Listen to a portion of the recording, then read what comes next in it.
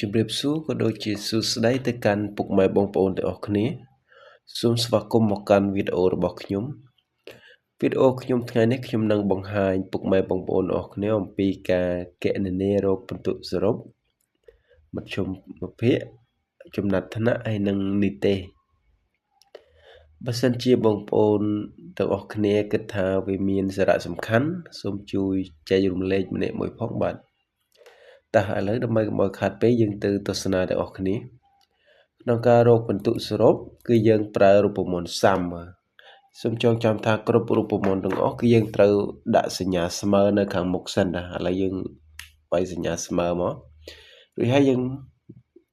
វាយពាក្យសាំនេះហើយបើកវងកញ្ចក់រួចហើយយើង select ទៅលើពិន្ទុទាំងពីរមុខមក test 1 test 2រួចហើយយើងបិទវងកញ្ចក់វិញហើយចុចពាក្យ enter នេះបានហើយដើម្បីគណនាសិស្សក្រុមទៀតយើងគ្រាន់តែចុចលើលទ្ធផលខាងលើនឹងមកហើយយើងដាក់នេះឲ្យចំគេមកខាងចេញសញ្ញាបូកនឹងមកហើយយើងអូសវាមកលទ្ធផលសិស្សផ្សេងខាងក្រោមទៀតវានឹងគណនាមកអូតូហើយនេះយើងអូសអស់មកនេះបានពិន្ទុសរុបមួយឥឡូវយើងមកគណនារោគមធ្យមភាពក្នុងមធ្យមភាពនេះគឺខ្ញុំមាន2របៀបទី1ខ្ញុំនឹងបង្ហាញបងប្អូនពីការយកពិន្ទុសរុបចែកទៅនឹងចំនួនមុខវិជ្ជាថាឥឡូវយើងចាប់ផ្ដើមយើងវាយសញ្ញាស្មើហើយយើង select ទៅលើពិន្ទុសរុបនេះហើយចុចសញ្ញា slash នេះសញ្ញាចែកណាហើយយើងចែកនឹង2ដោយសារនេះមុខវិជ្ជាយើងមាន2មុខអញ្ចឹងហើយយើងចែក2បាទឥឡូវយើងចុច enter បានដូចគ្នាឥឡូវយើងគណនាតាមរូបមន្ត average ម្ដង average យើងវាយសញ្ញាស្មើមកហើយវាយពាក្យ average ហើយបើកវងកញ្ចក់ក្នុងរូបមន្ត average គឺយើង select ទៅលើពិន្ទុណានេះពិន្ទុសិស្សពីមុខនឹងមករួចហើយយើងបិទវងកញ្ចក់មកហើយយើងចុច enter បានដូចគ្នាណាឥឡូវយើងអូសមកខាងក្រោមមកនេះបានហើយចំណាត់មធ្យមភាគសិស្សយើងអូសមកដល់ខាងក្រោមមក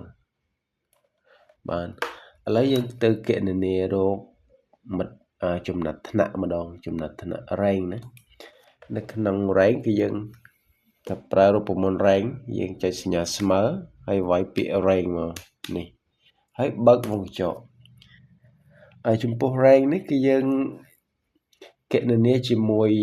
average មធ្យមភាពនេះក៏បានពិន្ទុសរុបនេះក៏បានបាទតែឥឡូវយើងចុចទៅលើពិន្ទុសរុបក៏បានដែរចុចមួយទៅហើយយើង comma មួយមក comma ក្បិសហើយគឺយើងចុចពិន្ទុសរុបនឹងមកខាងលើនឹងមកហើយយើងអូសមកខាងក្រោមឲ្យអស់មកអូសឲ្យ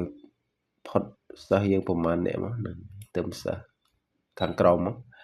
ដូចហើយយើងមើលទៅសញ្ញាក្បិសនេះមកខាងមុខណាទៅសញ្ញាក្បិសនេះ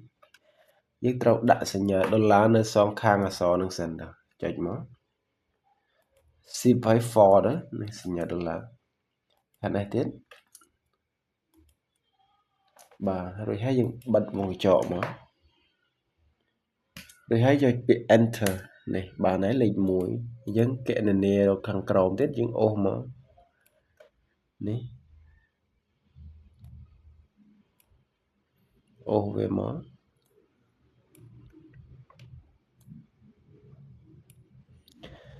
ដូចហើយយើងទៅគណនារោគនីតិម្ដងនេះណានីតិចំពោះនីតិគឺយើងប្រើរូបមន្ត if បាទតែឥឡូវចុចសញ្ញាស្មើមកហើយយើងវាយពាក្យ if ហើយបើកវងកញ្ចក់មកចំពោះការរកនីតិនេះគឺយើងប្រើមធ្យមភាពក៏បានពិន្ទុសរុបក៏បានដែរតែឥឡូវយើងយកខ្ញុំគណនាជាមួយពិន្ទុសរុបចុះនេះចុចទៅលើពិន្ទុសរុបមកនេះរួចហើយ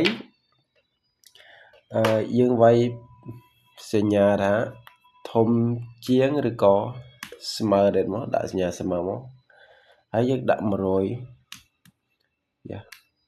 ហេតុអីបានខ្ញុំយក100កន្លែងហ្នឹងដោយសារ បន្ទុកយើង200ដល់យ៉ាងទៅ 50% ជាប់គឺ 50% ធ្លាក់ហើយនៅខាងនេះយើងអូសមកតិចទៀត sorry យើងបានប៉ុណ្ណឹងហើយយើងចុច comma មកក្បៀសហើយយើងបើកសញ្ញាថ្មីកណ្ដុរនេះបាទដូចហើយយើងវាយពាក្យថា pass នោះមានន័យថាជាប់ដូចហើយយើងដាក់សញ្ញាក្បៀសមួយទៀតមក comma ដូចហើយបើកសញ្ញាថ្មីកណ្ដុរមួយទៀតហើយយើងសរសេរពាក្យថា fail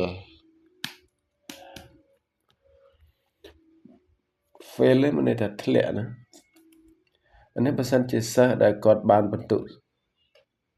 ស្មើឬក៏ធំជាង100គឺគាត់ជាប់ហើយតែបើសិនជាគាត់បានក្រោម100គឺគាត់ធ្លាក់ណា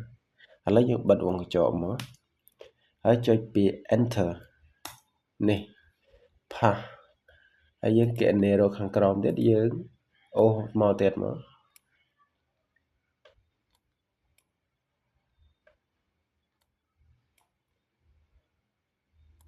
នេះ pass មាន fail ម្នាក់ដែលធ្លាក់ដោយសារគាត់អត់បានប្រឡងមួយមុខ fail